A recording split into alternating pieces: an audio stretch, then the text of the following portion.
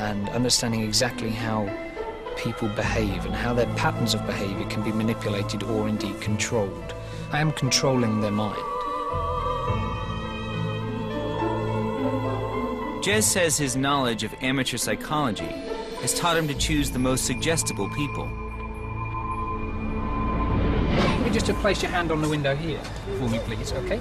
As I'm just pressing your hand on that window now, I just want you to imagine that your hand is sticking to the window, okay? And the more you try to unstick that hand, the tighter it sticks to the window, really, really firmly on the window, really glued and cemented there, and really, really stuck to the window, okay? You try to unstick that hand, and it will stick to the window more. Just gently try and see if you can take your hand off the window. Are you trying? Can you try it? How is that? What does that feel like? It feels stuck. It feels stuck. It's a kind of like how does it feel? Is it a weird kind of feeling? Huh? Yeah. When I click my fingers in front of your eyes, you'll be able to take the hand off and everything will be fine. Okay, so we just click it here. Just relax your hand. Just relax your hand. Okay.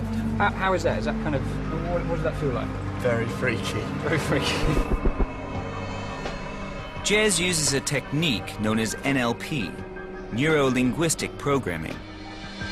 It's a relatively new branch of psychology, which claims to influence people's behavior by stimulating the subconscious mind. Philip Holt is director of the London NLP group. We asked him to assess Jez's technique of mind control. How far can you influence somebody's mind? It isn't brainwashing. Brainwashing is something different, but you can influence somebody's mind simply by using language. Can I borrow you for 2 seconds? Jez chooses shoppers at random. What I want you to imagine, sorry, is that your hand is stuck to that window, okay? He seems to petrify their will. I'm glued and cemented to the window. His technique is to distract the conscious mind to access and manipulate the subconscious. The more you try to unstick that hand becomes glued and cemented to the window. But we need to be certain if it's illusion or a real skill. We'll take a closer look at his technique. Stick that hand is really, really stuck to the window. There's a lot to do with eye contact. Eye contact is very important to maintain their attention. Also, the linguistic techniques that I'm using. The more you try to unstick that hand, telling them to unstick that hand. So subtly telling them to stick the hand to the window. The tighter it becomes stuck. The hand is referred to as that hand rather than your hand, to disassociate the hand from themselves. That disassociates the control that they would have if it was your hand. It becomes that hand. Okay, so look at me here, okay? I'm going to click your finger and just relax your hand, all right? Just relax your hand. It felt really weird because I really couldn't unstick my hand. It was really strange. It was really strange. I click my fingers and look them directly in the eyes to break the pattern of thought. That ends the effect, simply just like that. So I'm interrupting the pattern of the subconscious mind believing that the hand is stuck to the window by clicking my fingers in front of the face. The biggest challenge facing a mind control expert is to manipulate the choices people believe they're making through free will.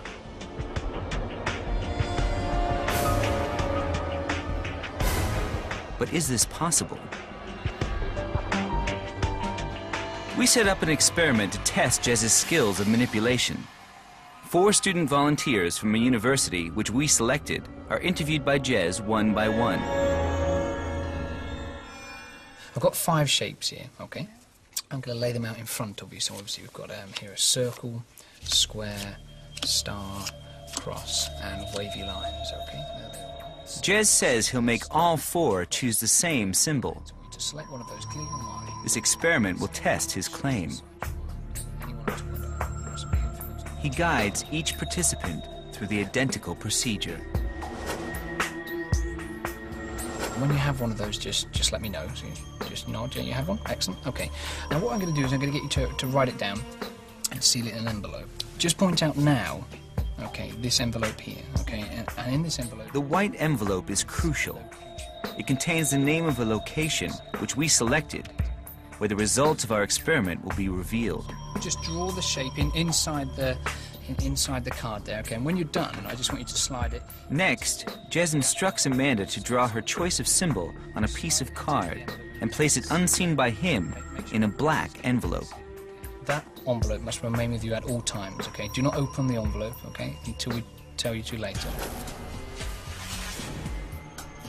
Can Jez do it? Can he manipulate all 4 into choosing the same symbol?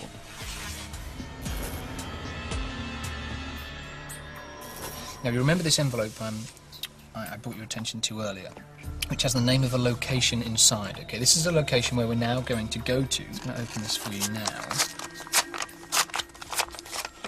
Inside, obviously, we have something that says Old Barn.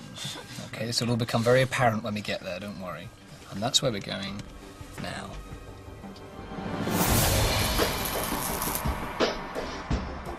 The four are taken by Jez on a half-hour drive to the location.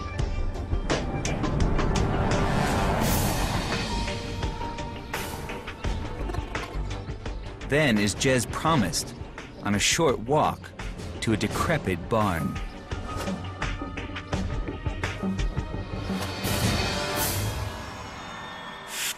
In each of your envelopes, you should have drawn earlier on and shown no one and told no one a shape, okay?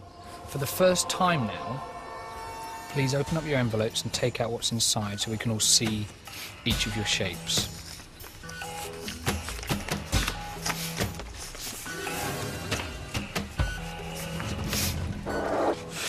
Oh, wow. All four have chosen the star. Excellent. There's something a little bit more special I wanted to show you. It's this. Your completely free choice.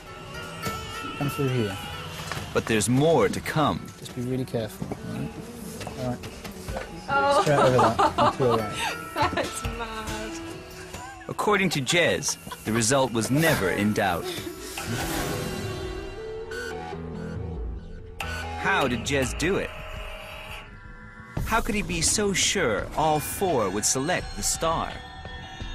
The effect of the star looks, for all intents and purposes, like extrasensory perception, because the effect that we're achieving looks in some way psychic. I'm, in whatever way, able to know what shape they choose, and if we left it like that, it would look very psychic. However, there is, as we've already said, nothing psychic about what I'm doing. I'm literally manipulating their choices.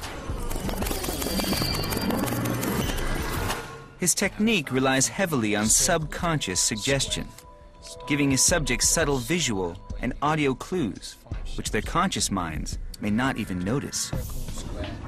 By simply setting up audio cues, Jez is able to plant little seeds in the subconscious mind that the person who's on the receiving end will just have there in the background. And then when something else that is associated with that little seed will start to grow. But let's look more closely. The star is intentionally in the centre of that card spread, so it's psychologically balanced, it's symmetrical. So you look at the spread and you look at the centre of it is the first thing you see. And when they take their eyes away from it, the last thing they see will obviously be the star because it's there in the centre of the spread. Nothing is left to chance. Everything Jez does is designed to direct them to choose the star. Now, obviously, if I started talking about the square here... The square is eliminated by a bold step. Jez names it to steer his subjects away from choosing it. Because I've mentioned it's been said out loud, you'd probably be likely to be guided towards one of the more unusual shapes, such as the wavy lines across or the star. Next, Jez uses subtle changes in his patterns of speech to make sure the star stands out from the other symbols. So you have obviously the circle, square, star, cross, or the wavy lines. In their mind, they're playing over my voice again that's saying we've got the circle, the square, the star, cross, or wavy lines. It's just a very, very subtle pause and subtle beat there, but enough to detect it and enough for that one to stand out inwardly inside their mind. Jez makes sure of success with visual clues. Watch the number of times he uses his hands to suggest a shape, the point of a star. This is actually quite important because if I'm getting a nod and some sort of response from them there, I know that they understand this and they're kind of just going with this. The other thing is also gesturing towards the card, and it's a couple of times tapping the card or actually making physical contact with the card. Subconsciously, that was going in. Subconsciously, they were being referred to that star, that card, all the time. and that influenced their decision. I am, to a certain extent, controlling their mind. They didn't have a free choice. Brainwashing? Hardly. Jez's apparent mastery of linguistic techniques is what makes him extraordinary.